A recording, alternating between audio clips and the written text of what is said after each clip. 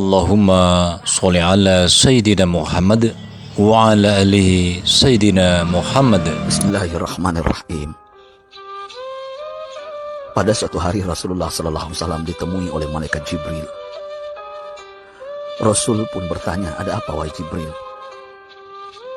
Jibril menjawab, "Wahai Muhammad, sesungguhnya hari ini Allah Subhanahu wa Ta'ala sedang mengobarkan nyala api neraka, dan seluruh para malaikat amat ketakutan. Mereka tidak tahu harus bagaimana. Untung aku ingat," kata Jibril, "bahwa engkau Muhammad adalah sumber cinta dan sayang Allah Subhanahu wa Ta'ala kepada alam semesta. Dengan alasan itu aku kesini, bertabaruk mengambil berkah dengan cinta Allah kepada dirimu, ya Rasulullah, ya Muhammad." Rasulullah terdiam beberapa saat, kemudian bertanya lagi, "Wahai Jibril, ceritakan padaku bagaimana neraka itu sesungguhnya." Jibril menjawab, "Wahai Muhammad, neraka itu bagaikan lubang-lubang yang terdiri dari 7 tingkat. Jarak antara satu lubang dengan yang lain ialah perjalanan 70 tahun. Lubang paling bawah adalah lubang yang paling panas." Nabi SAW meneruskan pertanyaannya, "Lalu siapakah penghuni lubang-lubang neraka itu, wahai Jibril? Sampaikan kepadaku, Jibril." Jibril menjawab, "Lubang yang paling bawah diciptakan untuk orang-orang munafik. Lubang yang berikutnya untuk penyembah berhala, lalu untuk penyembah bintang dan matahari." Jibril terus menerangkan penghuni tingkatan neraka hingga lubang yang kelima, tempat umat Yahudi, dan yang keenam dihuni oleh umat Nasrani. Setelah menjelaskan penghuni 6 tingkatan neraka, Jibril diam cukup lama. Rasulullah SAW penasaran dan bertanya kepada Jibril, "Wahai Jibril, siapakah penghuni neraka yang ke-7?" Jibril diam saja tidak menjawab. Rasulullah SAW mengulangi pertanyaannya, tapi Jibril tetap diam. Rasulullah tambah penasaran dan mendesak Jibril agar dijawab pertanyaannya. Akhirnya Jibril pun berkata, "Umatmu, wahai Muhammad, mereka itu para pelaku dosa besar di kalangan umatmu, yang dimana sampai mereka mati belum sempat bertaubat." Mendengar jawaban Jibril, Rasulullah langsung jatuh pingsan. Jibril merangkulnya dan meletakkan tubuh baginda di atas pangkuannya. Tak berapa lama Rasulullah SAW sadar dan langsung menangis bersimbah air mata dengan terisak-isak. Rasulullah mempertegas pertanyaannya, "Wahai Jibril, apakah benar ada di antara umatku yang masuk neraka?" Jibril menjawab, "Benar, wahai Muhammad, pelaku dosa besar di antara umatmu yang belum bertaubat." Setelah itu Rasulullah menghadap kiblat dan sujud kepada Allah dalam isak tangisnya.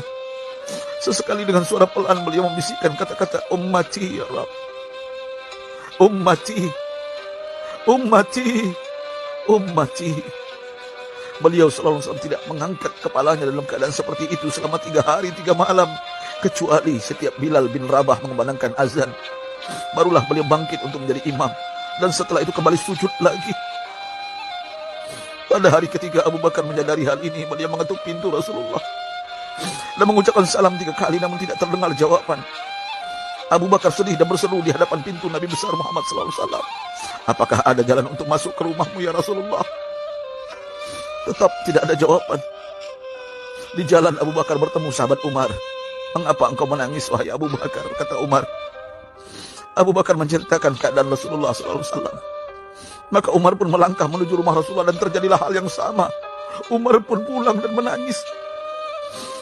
Di jalan Umar bertemu sahabat Salman Al-Farisi. Dengan terisak Umar bercerita kepada Salman hingga membuat dia amat sedih, namun tidak berani mengulangi hal yang sama. Salman melangkah menuju rumah Fatimah radhiyallahu anha dan menceritakan hal itu. Setengah berlari Fatimah menuju rumah ayah tercinta dan mengetuk pintu sambil mengucapkan salam.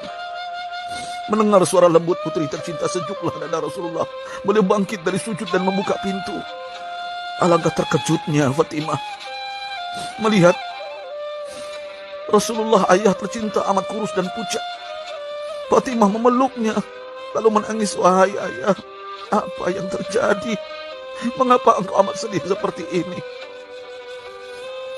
Rasulullah kembali menangis dan berkata dengan suara lirih, "Wahai Fatimah, belahan jiwaku, bagaimana mungkin aku tidak sedih sedangkan Jibril mengatakan akan ada kelak umatku yang akan masuk neraka." Subhanallah, betapa besar cinta Rasulullah kepada kita umatnya. Sahabatku, Rasulullah mencintai kita.